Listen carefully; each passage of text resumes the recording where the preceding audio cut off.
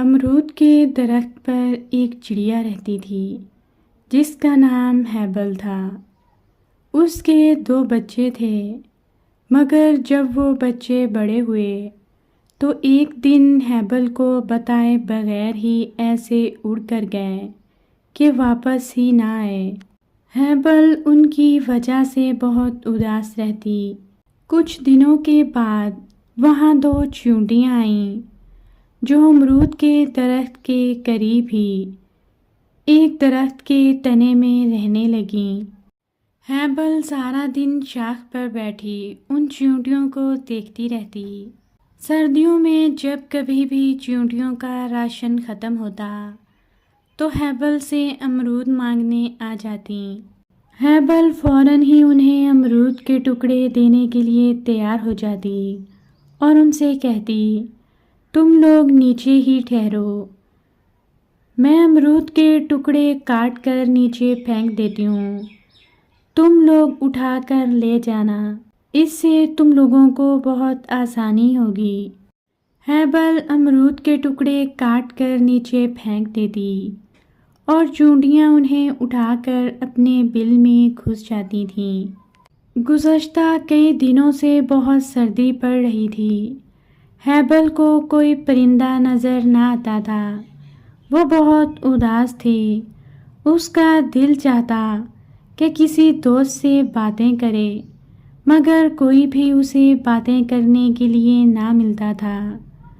اس نے سوچا، چلو جینی اور کینی سے ملتی ہوں، ان سے بات کرتی ہوں تو طبیعت خوش ہو جائے گی۔ ہیبل نیچے آئی اور چیونٹیوں کے بل کے باہر آ کر آوازیں دینے لگی، جینی باہر آؤ، کینی میں ہیبل ہوں۔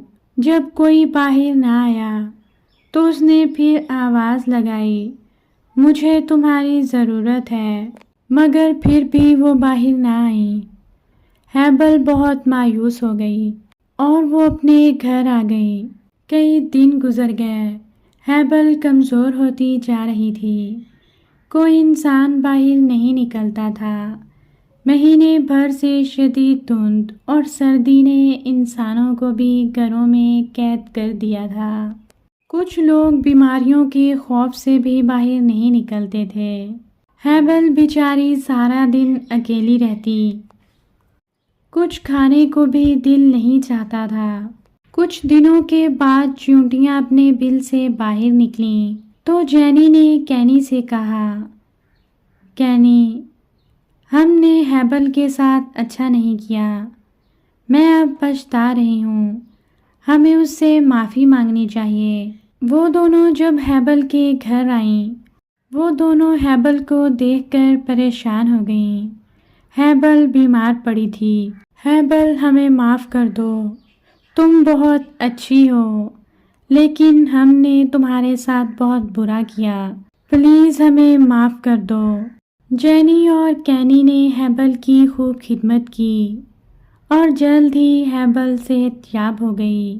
اس نے جینی اور کینی کا شکریہ ادا کیا اور ان سے کہا، کیا تم دونوں میرے گھر میں رہ سکتے ہو؟ جینی اور کینی نے بھی فوراً ہاں کر دی اور وہ تینوں ہنسی خوشی رہنے لگیں۔